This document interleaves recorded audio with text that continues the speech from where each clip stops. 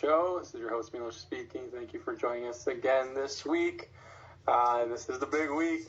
This is the week where we play Scotland in the Euro qualifying playoff final. A lot of nerves, a lot of questions, a lot of tension. 2 days away. Oh man. What a week. Joining a couple guests this week, like every week. Luca, man, how are you feeling? Getting nervous, man. Definitely getting the butterflies going. What about you, Veli? Gentlemen, I'm really struggling. I'm probably what they sometimes refer to as hungover. It was my Kurm Slava on Sunday, so prvi dan, drugi dan, treći dan, 16. dan, you know the drill. Nothing comes good out of drinking rakia and pivo. So to all the boys and girls on the podcast, don't mix and pivo like a common goat herder and drink them separately like a gentleman, okay? And so you should be, take it from Uncle Veli, boys and girls, it's not a good look. Take your word on that. And Alexa, how are you doing? Well, considering that I took his advice and I drank the 2 beers and the rakia separately, I'm very relaxed and I'm very confident and I can't wait to get it going, man. It's time for the 20-year wait to end. That's right. Well, I'm not relaxed at all. It's been a stressful few days. a lot of stressful things. Just wanted this game to go well. Want us to qualify. Finally end the 20-year wait. Last time we qualified for Euros was in 1999, and that was a really, really long time ago. That was actually not even the same century, same millennium. So, but gentlemen, I do have an interesting stat for you all that we actually haven't lost in the European Championship game in the last 20 years as well. We haven't qualified, but we haven't lost either. Beautiful. Yeah, I have a feeling if we qualify, we'll break that streak somehow. All right, guys. So this is game week. 2 days away, like I mentioned. Learned some things. This is pretty crazy week, actually. We got the news on Sunday that 6 of our players might not even make it here because of the lockdown in Italy, and then we somehow smuggled them out of Italy. They're all here now. They're all ready to play, and then unfortunately, Milinkovic still has COVID-19, so he won't be playing, which is a big loss for us. But all things considered, the guys who could have been missing could have been without Milinkovic, Kolarov, and a bunch of other guys, right? So which went pretty well, all things considered. Luca, how are you feeling 2 days out?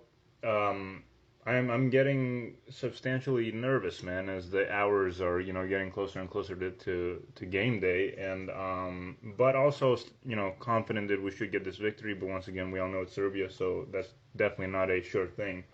Other than that, man, it has been a roller coaster, like you said. Just following the movement of our players. As you know, I'm hearing reports that they can't leave Italy, and you're like, oh man, that's like some substantial core of our team is gone right there, right? And but when they were able to make it, now I hear that like Milinkovic and Vlahovic will be paying some fines or something in Italy when they come back.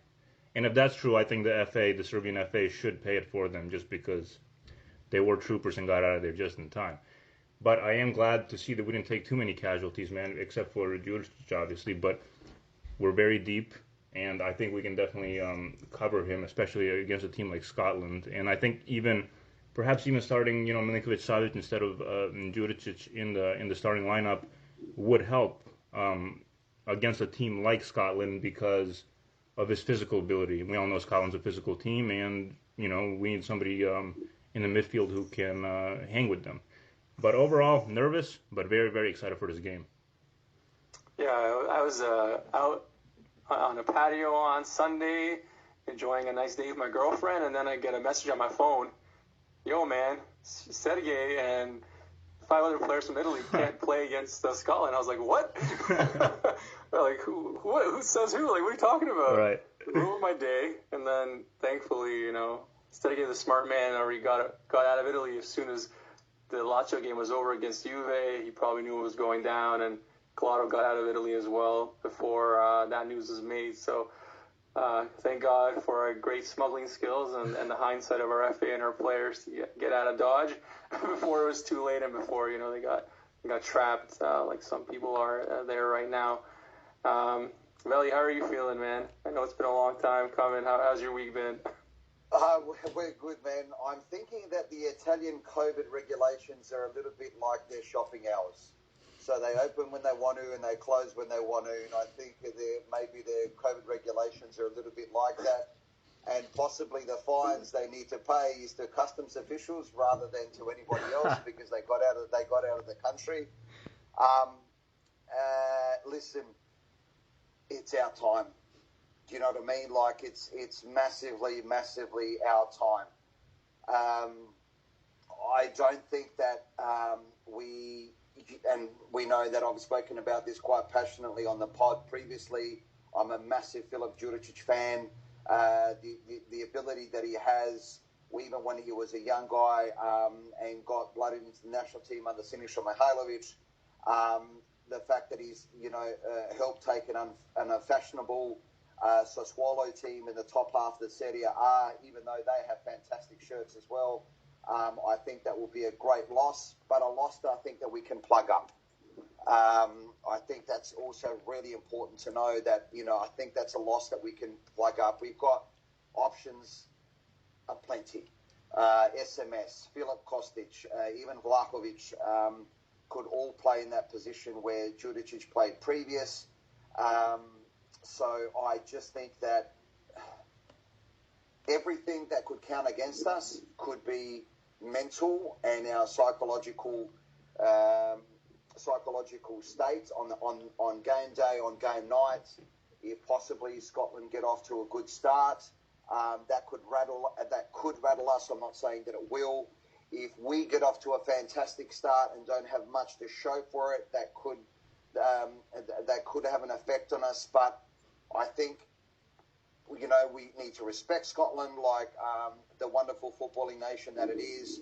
They have got some good players, but I think we have better players and a better team.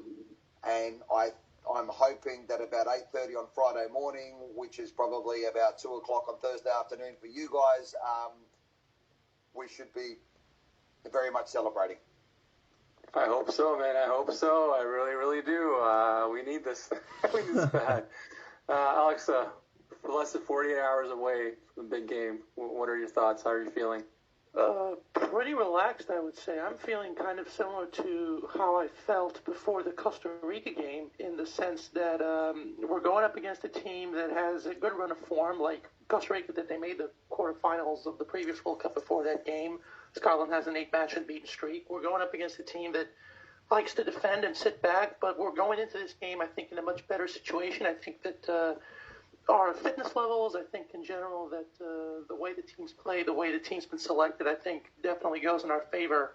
And I'm very, very excited. I was, of course, mortified. I was just dreading the fact that everyone seemed to have COVID and then somehow they managed to not get it. I think it's just an example of how badly UEFA mismanaged this entire schedule because, for starters, having the most important game at the start of the cycle is always very anticlimactic because if you win it, then the Nations League games are going to be kind of dejected and not interested, and if you lose, then you're going to be even worse. So I think it's just been a completely chaotic period. I hope that this makes them re-examine the scheduling because I've been saying for a while what some much smarter journalists and people have been saying that they should change the international breaks, have it be 1 month and, just nonstop a month, and then they kind of don't have these kind of things going on. But as far as everyone else, the injuries are what I'm interested to see. Apparently Kolarov has some issues with whether it's his calf or something, and it's a problem because he's the one guy in that defense that's very, very hard to take out due to his experience. I also want to wish him a happy birthday. He's 35. It feels like he's 65. And hopefully he can lead us to a major victory. Everyone else seems to be fit. I'm very interested to see the situation with Ristic and Kostic. Apparently they're training and they're ready. Lazovic is fit. The missing of Juricic is obviously going to be big, but I think that we have maybe the best option possible on the bench, and we have the X Factor who can come in. And we were talking about whether Sergei was going to start or not, but Even if he starts, I mean, it's never a bad thing. So I'm absolutely excited. I'm expecting a nervy game, but I'm kind of going in and relaxed because I think that the last month of the way that we've been seeing things done, I think that the FA for once and the FSS for once have actually shown some semblance of continuity and decency, not just in getting the players out of Italy. We also talked about them getting some of the diaspora players. I think Milinkovic has done a great job in adapting to what he has in his team. So I think that it's an interesting situation. I don't think that the pressure is too high on us. Obviously, the fact that the last European Championships happened when I was just a year old is a bit concerning, but I think that if we get into this game with a strong approach, I think that we should take it. I know that Scotland's going to be motivated for it. You know that they're going to try and do everything possible to frustrate us. But I think that our record against the teams from that part of the world is pretty decent. We remember Wales. I mean, we beat Scotland 2-0 last time we played them. So I'm hoping for more of the same. I'm expecting a nervy game, and I'm expecting Mitrovic to keep scoring, and I'm expecting him to score for sure. And I also wouldn't be surprised if someone unexpected comes out and ends up being the hero, someone like Gudel or Maksimovic. So, I mean, I'm repeating myself, but I'm just excited. I'm ready to get it going, and I believe in this team. I believe in the manager, which is very important, which we haven't had the ability to say in a while, and just getting on. Yeah, boys, do you mind if I ask Alex a question? Because obviously he's in Serbia, he's in Belgrade. What is the mood like of the public? Do you know what I mean? Like, okay, us four are standing here. I'm sitting in a car under a tree, but we're all unbelievably excited. As many of the people in the diaspora worldwide. What is the mood like in Serbia? Is it? Are they anxious? Are they nervous? Are they optimistic? Because we all know that the two biggest teams in Serbia are Zvezda, Partizan, and possibly the national team comes after that. So I would be really interested to hear what the mood is like. I would say that people, whilst they are a little bit more receptive, I think that people are aware that this is the great opportunity because we're going into this game as the favorites, with all due respect to Scotland. But I still think that because of all the things that have happened with the national team for a very long time and the continued patterns of bad behavior, I think the public is still very negative, and it's still kind of like, if we win, then woohoo, whatever, they're still going to criticize, and if we lose, I expect it to be Armageddon. I think there was a good interview from Gordon Petric, who, as you all know, played for Rangers and played in Scottish football, and he's as qualified as anybody to talk about it. And he said, well, if we come out with our style of quick passing and the style of quick movement that we've shown that we can play, we can beat them. And then all the comments are like, what style do we have? We don't have any style. They just stand in place and they don't do anything. A lot of comments are like that from a lot of people that, I mean, we can make a whole topic about that. I think that the Serbian football public is not only extremely harsh, but extremely unknowledgeable about things like this. And I think they just don't watch the games. They just don't watch the games. Yeah, it's not even that they don't watch the games. They're just frustrated because they build up this sense of great ability that we have, and then when we don't have it, then we suck. And if we suck and do something great, then they're like shocked. Like the Norway game, people were expecting us to get humiliated, and then there was like a 3-day almost celebration period when, yes, it was great to win, but we beat Norway. We didn't beat Germany or someone like that. So we're very unrealistic. We're very up and down. I think that the footballing public in general lacks awareness and tolerance and understanding of certain things. I think that they lack a lot of times how to channel the anger that they feel towards certain things towards the people that run the FA, because a lot of times it ends up going on the players' backs, and it's not their fault. But I think that the atmosphere is better, and I think over time that if we win this game, the atmosphere and the support's going to show up. I just think that it's not where it should be. It's not where it needs to be. I think that Milinkovic, I've said before, has done a very good job of adapting to this team, because he's not known as a guy who plays this type of football where he has 7 guys behind the ball, plays 3 at the back. He was known, you remember in the start of his period, he was playing 4-2-3-1 in the game against Portugal and the game against Ukraine. But I think he's done some good things. I think he deserves the public. I think it's going to be interesting to see if we can have that topic. Hopefully we don't need to have that topic, but I'm going to be interested to see what the FA does with him if, God forbid, we lose, because I think he's done some good things. But, of course, there's the approach that we have to win now and that some guys are going to leave. So I've kind of gone off on multiple subjects, but it's just to showcase that I think that the public is lacking respect, is lacking understanding, and I think it's a results thing. The only thing that comes through in Serbia is if you have great results. But, I mean, this is a country that routinely criticizes Novak Djokovic and Nikola Jokic and all the other superstars that we have, so the national team is no different. But I think that the players are used to it by now, and I think that I hope that they're using it as a motivation to shut them up and get the fans back in the seats, and we've shown that the results do get fans back in the seats, because the start of the Russia qualifiers, there were 6,000 people in the Ireland game. It was raining and it was terrible, and then in the Georgia game, there was 45,000 people. So it just takes time to get things to get their way, but I think if we get the results, people are going to come back, and they're going to give the proper support. So we'll see. People are expecting a win, they're hoping for a win, but I think that the mood should be better, but that's just my personal opinion. Hey man, if RFA fires another manager after a successful qualifying campaign, I mean, I will have no comment. Unless they've shown they're crazy. They're showing they're crazy enough to do it. So I would put nothing past them. Right. But, Oh yeah, I wouldn't be surprised at all if they fired Tumbakovic if we beat Scotland. I wouldn't be surprised at all. We've seen it happen before, and I wouldn't put anything past them. They're quite some interesting cats, right? So we'll see what happens with that. Some other news that we saw during the week as well is that VAR will be in use for the final.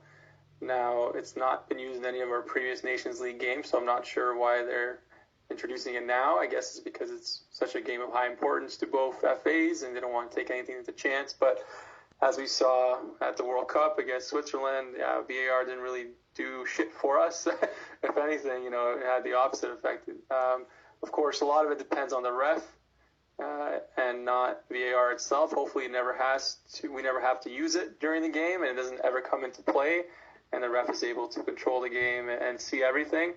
But it's not always that way, and we saw VAR is having some issues in other top leagues, like in England, that phantom offside with the Leeds player, I think, who was it? Oh yeah, the Bamford goal was disallowed when they were measuring his. The hand is not a part of the offside, and they're measuring his shoulder where his elbow was. Yeah, the shoulder. Right. Patrick Bamford. Yeah, we've seen crazy things, and we don't want that to happen to Mitrovic, because Mitrovic does move his hands a lot.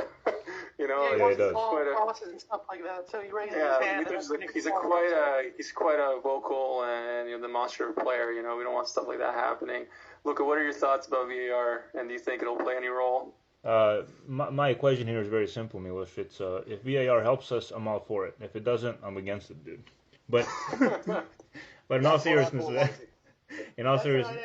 yeah, dude. But I don't even know how to feel about this, man. Obviously, we saw what happened in the World Cup, and that was just disastrous, to say the least. So, I don't think overall, if you're asking me if I'm a fan of VAR, I don't think so, because it definitely does slow down the game a lot, and they're doing, replay, especially if you're watching the EPL, they're doing replay checks all the time, and it's the flow of the game can totally be slowed down, or the other team can gain an unfair advantage. So overall, I can't say I'm too big of a fan of it. I hope it doesn't go into use during the Scotland game, but we'll see what happens, man. What about you, Valley? What are your thoughts on VAR? Guys, I take VAR. It's not the greatest analogy, but hopefully you guys can see my point. Sometimes I take VAR a little bit like those injury timeouts in tennis, that it can actually change momentum for a team or the opposition, right, depending on the result. And I don't like it. It's not football. Do you know what I mean? I'm into goal line technology. Do you know what I mean? When they come up and show that the ball clearly crossed the line, I'm into that, but I'm not into VAR. I like goal line technology, and I actually like the additional assistant referees on the goal lines of both sides, but I was against VAR. But pragmatically, it's here to stay. I think the challenge is for all the authorities is this picking and choosing when it's on and when it's not is the greatest challenge that the authorities do have. So you can't say that the game against Norway or previous ones were less important against the game against Scotland. So that inconsistency is there for all to see. It's not football for me. Again, just like Luca said, that it stunts momentum, it stunts the game, it stunts the flow, and at times it's rather boring. Do you know what I mean? By the time they goes up and has a look at the TV, and then referees always are a little bit theatrical, and he runs about 30 paces before he makes some type of signal, and you've got to wait for that, and then half the time you hope he doesn't trip over and all that type of business. So, who am I? I hate it, but it's here to stay, so we've got to be pragmatic about it. Alex, do you think it can play a positive or negative role on Thursday? Well, I'm interested to see. I have a lot to say on it. And I think, first of all, the fact that it's getting implemented, if you guys saw that there's really not at the Milinkovic Stadium, there's really not any sort of condition for it to be used for. And apparently they've said that they're going to use the monitors in the RTS truck in the back. That's how they're going to use it, because there's no conditions for it to be used on the pitch. Because, you know, you have the I'm forgetting how to translate. You have the field around the athletic track. Yeah, thank you. The track around the field.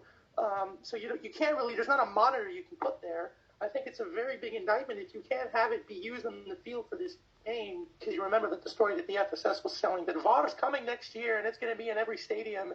Like, this pretty much tells you that story was a bunch of baloney, because if you can't have it on this game and you're going to have to use the truck in the back, like, how are you going to implement it in the league? That's number one. Number two, in regards to it itself, I'm not against it. I'm against the way that they use it. I think, first of all, the offside rule, the amount of cameras that cover today's game is incredible, and the fact that they still can't have the offside be perpendicular. The fact that some of the lines, when you watch the Premier League, you watch Serie A, some of the lines that get drawn, they're not drawn in the proper way. They're a bit wide, or they're a bit in this angle. You know, some of the camera angles show that this guy's offside, but then he's not. The fact that they still can't fix that annoys me. The fact that there's not something like a challenge flag, and I'm not for Americanizing sports in general, because I think that exists enough, but I think a challenge flag like you would have in the NFL, I think would be really useful, because when there are certain situations you see that you can't go ahead and protest because VAR is not using it, you have to be able to protest them if you think something's wrong. I think that the fact that the handball rule is another one. You know, handballs have been the biggest plague for us in the past. I don't need to bring up Vidic and Dudic and all those other things. Kuzmanovic.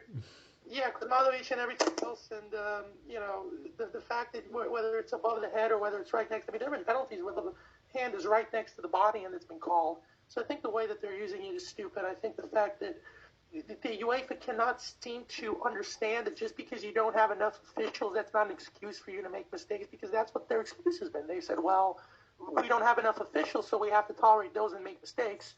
But, I mean, that's not an excuse. You're a multi-billion-dollar industry. You should be able to get more people to educate themselves.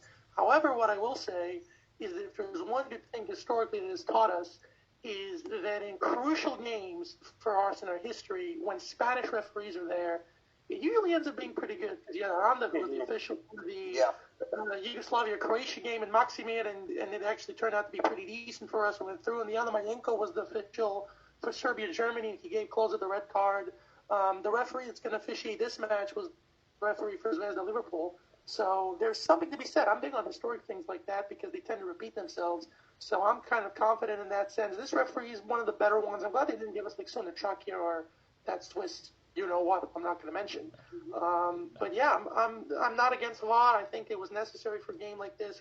I don't know how they're going to use it, because the conditions aren't there. But Alexa, don't tell me the referee's going to be running outside of the stadium checking the RTS truck for a replay, right? I wish that was the case. Apparently, VAR is only available during the commercial breaks of the late night movie. So, in that case, yeah, it's going to be available all night long, because those run 2 hours. But in any case, apparently they're going to be there, and he's going to have the earpod thing, or whatever. Right. They're going to tell him or something. I mean, that's what I've read. I mean, there's no reason not to believe it's true, because us not having the conditions to host a proper match is the most logical thing to me. So I would, Alexa, if I heard you correctly, you said that the FSS is going to have VAR in all matches next year. Can you just imagine a league game between Matra and Shabac versus Bachka Palanka and having VAR? That's just like in the Linglong Super League. That's like the funniest I would pay great money. I would pay great money to see that, because they'd probably have it going like 2 frames per second. It'd take them an hour to. That's like the funniest sentence of 2020. I'm telling you. It's going to be great. And Alex, I know you say you didn't want to mention him, but we just have to make abundantly clear that Felix Brick is a piece of garbage. And Without that just a needs to doubt. be clear at all points in time. That's putting it whenever, nicely, man. A Swiss ref, universal law. Get it off your chest, brother. Get it off your chest. Nothing more liberating. It's universal law. One of the first things that we're taught in life is to pay our taxes, to know that we're going to die, and that we should hate Felix Britt. That's one of the three universal I mean, I've been unsettled since you mentioned, we didn't mention him, but you indirectly mentioned him, and I've just been sitting here steaming since you said, you didn't say his name, but it was enough. It was enough set me off. I think you actually need to now mix that up here with the people. You know what I mean? Right. Now there's a for it. Yeah, so hopefully VAR isn't used at all, and we do have a good ref for this game, which is another thing that's a positive. Seems like a ref who lets the teams play, so that's a major positive. We saw a bad ref versus Turkey in the Nations League the last game. We just called everything. Very annoying ref. So hopefully we don't have that again, and hopefully there's no VAR in use at all. But as you guys mentioned earlier, Alex, so there are a couple negatives, especially with Kolarov and that nagging injury that he has. He's not 100% fit, but he'll play. Hopefully it's nothing that a little bit of that white spray can't cure during the game. But that's definitely a concern. He's not the quickest guy on his best day, let alone on a day when he has some kind of injury that's nagging. And then the major concern as well is Filip Kostic and Mihailo Ristic both just coming back from injuries. Kostic was out for nearly 2 months, Ristic for a month. And they both played on the weekend, but only came in late. They both played, I think, Ristic played 10 minutes, Kostic played about 5 minutes. So their fitness is a major concern, especially on that left side. So we don't have many options with Judicic out already. So that's the one thing that's really bothering me right now. Luka, what are you most concerned about 48 hours out? Yeah, for sure. That left side, man. What's the scenario here? I mean, I'm more worried about Kostic, quite honestly, because he's been off forever, and this was his first 10 minutes in a while, and he's been injured. So I'm definitely worried about that left side. And then I saw that what's going on with Rajkovic, man? Was he have a black eye? Yeah, it looks like he was fighting the French customs officials man. At the airport or something. Yeah, he went 12 rounds. He went 12 rounds with Rocky Balboa, and came out victorious, right? But you know what? We make jokes about it, but that could actually be concerning. He's a goalkeeper. Yeah, exactly. He's full vision. So I'm not sure if they're not 100% sure that his eyes all good, then Dimitrovic should definitely start in goal. Yeah, agreed. I mean, we're lucky to have such a solid backup in Dimitrovic, and I would actually even start him, even if it's any concern that Rajkovic can't play. Because if you guys remember, I think we touched upon it on the last podcast. Is Rajkovic is already tends to have nervous tendencies, or at least he did at the beginning when he played for Serbia, and that could easily come back. I'm always afraid of it when I'm watching him play for the national team. So I would even, just as a precautionary measure, start Dimitrovic, because he is that, and he also had a monster game very recently, I believe even last weekend. So I would start him as a precautionary measure for sure. But those are the main things I'm worried about, man. What about you, Valley? Listen, I think that, we also need to pay a little bit of respect to the opposition that we're coming up against us, I beg your pardon. We've spoken in the last pod about the fact is that there's going to be a loser out of this, because we are a massive admirer of the Scotland fans and the Scottish nation. That they would lighten up any European or World Cup tournament. They have players that can play. McTominay, Christie, McGinn, Jack, Lennon Dykes, Jack, exactly. So they're not, Kieran Tierney from Arsenal and Taylor from Celtic. They're not street sweepers. These guys can play. We need to pay them the respect that they deserve. The only thing I do fear is because they've added Lee Griffiths from Celtic to their squad, and I know that he's had documented troubles in the past, and we always wish players the best of luck. He didn't have the greatest COVID lockdown. He was unfit, but he's coming to form. He is their Jack in the box. I remember, actually, ironically enough, I was in Belgrade when England played Scotland. He scored this wonderful free kick against England. I was watching it, in a pub over there, and so he could be their he could be their X factor. He's actually in form. This is one of those things whereby you don't worry about how old a person is. Because when you got a one-off game or you're just about to pick a European Championship squad or a World Cup squad, you just worry about players that are in form. You don't worry about how old they are, how young they are, how experienced or inexperienced they are. I think we just need to, pay them the right respect. But I sincerely believe that we have the better players and the better team, and we do start with favourites. Possibly the fact that there is no fans could work for us also. So if we do get frustrated, there is no crowd to turn against us.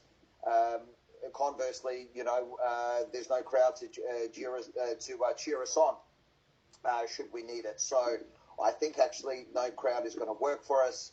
So yeah, as I said, Agreed. We should win. We should win. Agreed. No crowd is great for us, and also Scotland is not undefeated in 8 games by accident. Maybe their performances haven't been that impressive, and the players they have, they aren't exactly household names, minus a few, but they're definitely a serious team. They have great spirit. They're flying high, supreme confidence right now, and I bet you they feel really good about their chances, and they should, because we have not been a consistent team in the past, and we haven't been a consistent team in recent times either. So they have plenty of chances to beat us, and neither of us here would be surprised if we lost to Scotland. Of course, we'd be extremely pissed off. I'll probably not speak to anyone for 2 weeks. I'll be very angry. I might lose my job, but I wouldn't be surprised that we lost to Scotland at the end of the day. And yeah, they have, their team, very physically strong, compact. They know how to defend. They're not going to give us a lot of chances, so we're going to have to put away our chances. And Mitrovic, this is a perfect team for him. This suits his style. This game is made for him essentially. So he's going to have to put away his chances. He can't have any misses like the one he had against Norway, or the couple he had against Norway, because we might not get that many chances against Scotland, because they're going to really, absolutely. Couldn't agree with you more there, brother. Yeah. I would ask in regards to what Veli said on Lake Griffiths, I think that's a very, very big thing, because I remember the games that he had against England. That game, he scored 2 free kicks, not 1. I had a friend who was an exactly. Sorry. He said that was one of the 3 best moments of his life when they were tumbling down when he banged it from the 92nd minute. I mean, Lake Griffiths is really, really good. I mean, he was great for Brendan Rodgers at Celtic, and he's had issues with, I think, gambling or something else, and he's finally come back. He is by far the best striker. I mean, Lyndon Dykes and Ryan Fraser can't lace his boots. So if he's coming in fit, I didn't expect him to come back. I thought, okay, well, he's just done. I mean, because when you have gambling issues, in football, that's pretty much, the cardinal sin, but he's managed to come back, and I am somewhat happy for him. I'm not happy that he's coming in. I'm very interested to see the matchup between Lazovic and Robertson on that side, because they're going to be going up against one another. That's going to be fun to watch. That's not even going to be concerning. That's just going to be fun, because those guys can run all day, and they can cross, and they can move, and it's going to be awesome. So I'm excited to see that, because I love the both of them. And that left side, I've said before, I think that they're completely shot on that right-hand side. And if we can get either Ristic or Kostic fit, I think it's a huge advantage for us. But we'll see. I mean, there have been talks that Clark might come out with a 4 at the back to try and surprise us. Maybe sticks with 3 at the back. I mean, they've been forced to put Scott McTominay in defense, and none of their other center backs are doing any good. And if you saw the mistake that Kieran Tierney made the other day against Aston Villa, he's not really in the best of form either. So we absolutely have to press them high and go at them. I have a very good feeling about Mitrovic, not just because this is the type of game that suits him, but because usually when players like him go through dry spells, which he has had in at least the last couple of games of the national team, you remember the game at Turkey against home where he missed that sitter at the end of the first half. He missed a few chances against Norway. So this is the type of game where he could come out, and I think he could just wreak havoc. And I think he's going to win most of the headers and really be physical with them. And as far as the rest of the team goes, we'll see how fit Kolarov is. I'm hoping that Spajic and the other guys that are on the bench are ready for this kind of a game, because they might have to come in. We only have, I think, 5 or 6 center backs anyways, so there's going to be rotations, obviously, in the later games.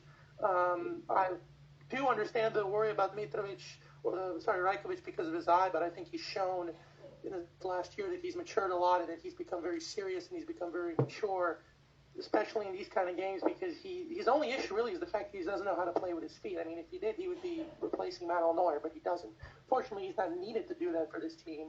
And I think that considering that he once had a couple flares thrown at him in the derby by Partizan fans, and it didn't bother him then, I don't think this should bother him at all. So I'm excited. I mean, I give Scotland their credit. I think that they got players that can give us danger. I think their midfield is going to be very feisty, and I think that we're going to have to be ready for that.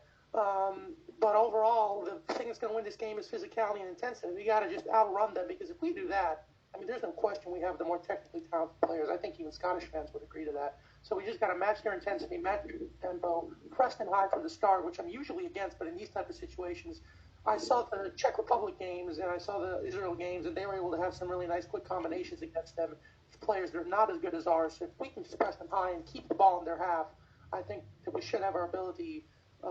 We should have our technical ability shine through, and we should score. If we score early, I think it's game over. The more it drags on, the more frustrating it gets, the more it's going to suit them. So you got to go for the kill early and just get it done with soon. And I wouldn't be surprised either at a lot of goals coming through, but I'm expecting a very gritty physical game. I still don't think we've come through the barrier of being a great team. Even though the Norway game was great, it's still just one. It's not enough for us to build consistency. If we can win this game, how we did against Norway, then I'd be feeling really confident long term. But we just got to win this game and just come out strong early and don't apply any chances of them building up or trying to get some passes through. Because if we keep the ball in their half, I think we're going to frustrate them. If we get a goal early, I think we should win this.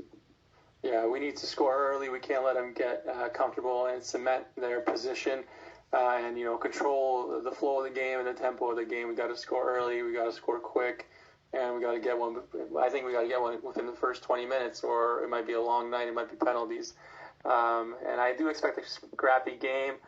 Also, our record against teams from the UK, as well as we'll include Ireland in there as well, has been pretty good. Last qualifiers against Wales, and we beat Ireland. We tied them, and then the two Wales games that we drew, both close games that could have went either way. And then before that, of course, we beat Scotland twice, we beat Wales twice, and then 2012 we beat Northern Ireland twice. So we do have a pretty good record against those type of teams in that certain style, and it does suit us because generally they like to play more long balls and more physical, which is suited to what we can do. We have big, strong players, and we can counter that, and we can do that better than a lot of teams. So it's a good thing. It's a good matchup, but I'm far from confident. I think we will get the edge, but I'm also very, very, very scared and very worried. I think, guys, we all know it's just we need to pay a respect, but not necessarily fear. Right. If you think about it for 2 seconds, we've got a guy who plays for Real Madrid sitting on the bench. Okay, he plays 10 minutes, 20 minutes. Sometimes he starts. We've got guys playing in France, Germany, Italy, who are sitting on the bench. They're not, with all, again, respect, because, for instance, I love a Motherwell shirt, but we don't have a guy that, he's playing for Motherwell sitting on the bench, or Aberdeen. For all due respect to them, we have more talented players. Hamilton Academical.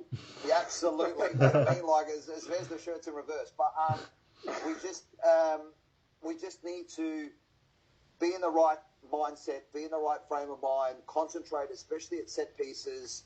Don't get put off by any physicality, and just play. Just play. Touch that ball, run, move with speed, transition. When we both lose the ball and gain the ball back, and we should be fine. All right, boys, let's do some predictions.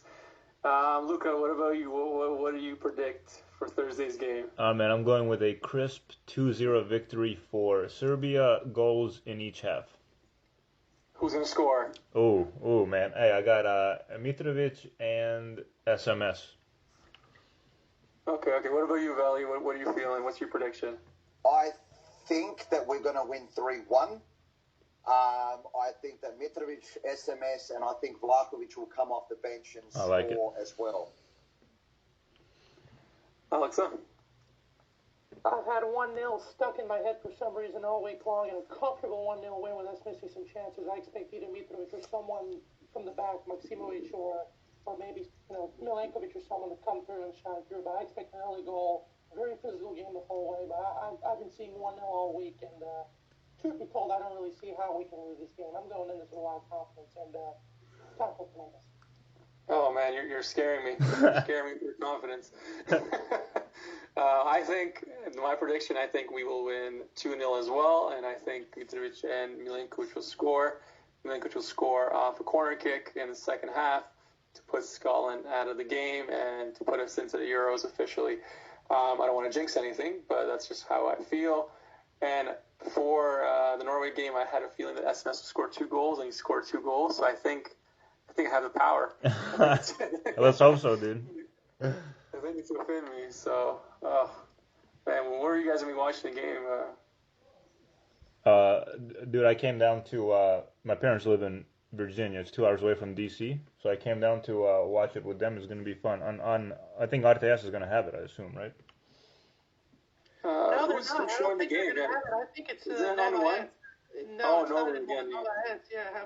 That's the big complaint about most of the games. Half the people can't see it. They have to chase streams and stuff like that. Damn. So they got that contract a long time ago after this kind of broke off. Well then ESPN2 it is, dude. Plus, we don't have to listen to Milinkovic. We don't have to listen to him, but it's a shame because half the people can't see it. So I'm going to be just watching at home in my room, and I'm just going to have the popcorn ready and just looking for a win, and that's it, really. Just excited.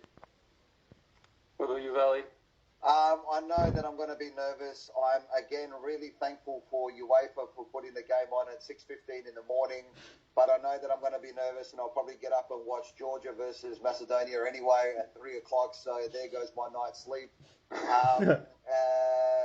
You know, I'm hanging out. I can't wait. Do you know what I mean? Like, I don't mind this whole scenario of getting up at least once a week to watch either Zvezda or the national team, you know, with this massive congestion fixture list. So, guys, if I can very quickly, one of my 2 shout-outs, we've got to give a shout-out to the Nikolic family who live in Scotland. I know that I sent you guys the link from BBC Football Scotland. It's for everybody else listening on the pod. There's a Serbian guy who's married a Scottish girl, and they're torn with allegiances, and it was a really, really cool couple-minute clip. So a big shout-out to the Nikolic family.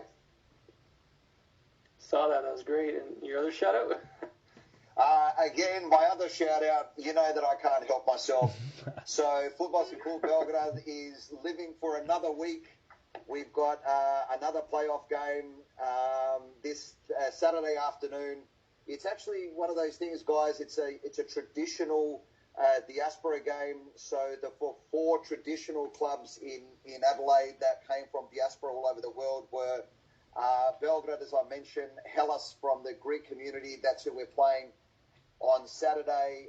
Budapest, which is now defunct, and it's been for many years now, unfortunately. And Adelaide Juventus, which is from the Adelaide's Italian community. And so, and a couple of clubs around Adelaide. So it's a really traditional game. Bit worried because we've already beaten them twice this year, although they finished higher on the table than us. But a big shout out again to the boys. We want football, local football, for another week. So if you guys can get up, it'd be greatly appreciated. And I've got scars for you boys. Are you guys going to actually send me your address, or do I have to use the force? For sure. We'll Best of luck. Best of luck to our brothers from Adelaide. Hopefully they can stay alive another week and keep their good results going.